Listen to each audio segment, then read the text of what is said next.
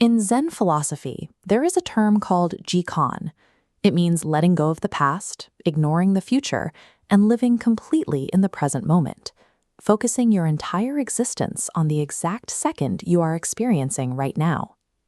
In the modern sake market, Jikon is also the name of a highly sought-after brand.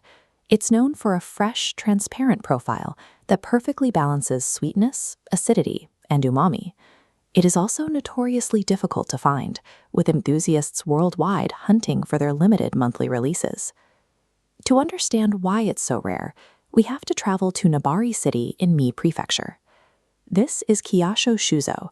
It was founded back in 1818 during the Edo period by a former lumber merchant named Shohachi Onishi. For generations, the brewery thrived by producing large volumes of everyday sake for the local Iga region under their original family brand called Takasago. The physical presence of that legacy is enormous.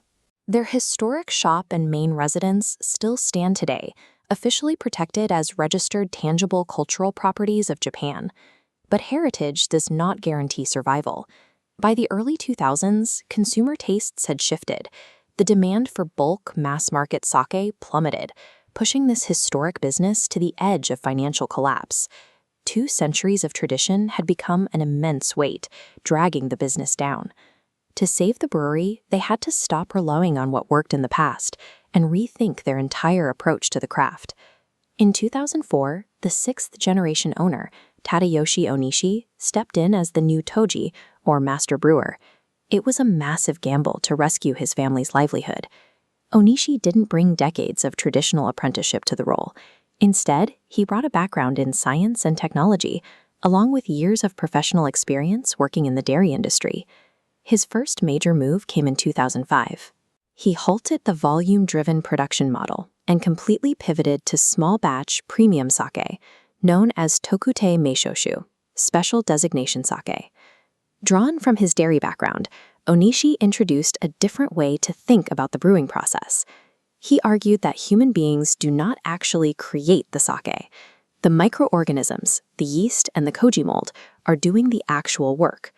This meant the brewer's primary job is to obsessively design and maintain the perfect environment for those microbes to thrive in.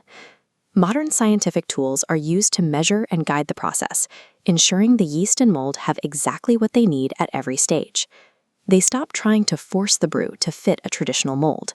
By letting go of old assumptions, they learn to focus completely on controlling the immediate microscopic conditions happening right in front of them.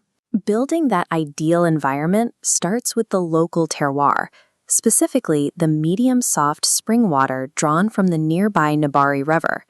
This diagram illustrates exactly why that water is so distinct. Rainwater filters through a thick, porous layer of volcanic ash deposited roughly 8 million years ago.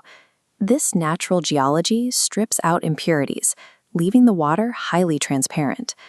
They combine that water with strictly selected rice. While sourcing specific varieties from all over Japan, they rely heavily on local Yamada Nishiki rice, grown right in Nabari. The cultivation conditions here directly rival Hyogo's Special A district, the gold standard for sake rice. But science and raw ingredients only get you so far.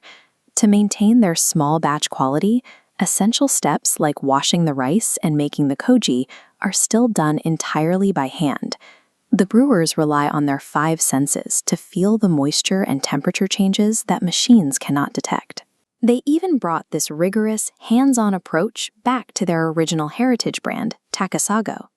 For the brewery's 200th anniversary, they revived the ancient, incredibly labor-intensive Kimoto method, testing their refined skills against ancestral techniques.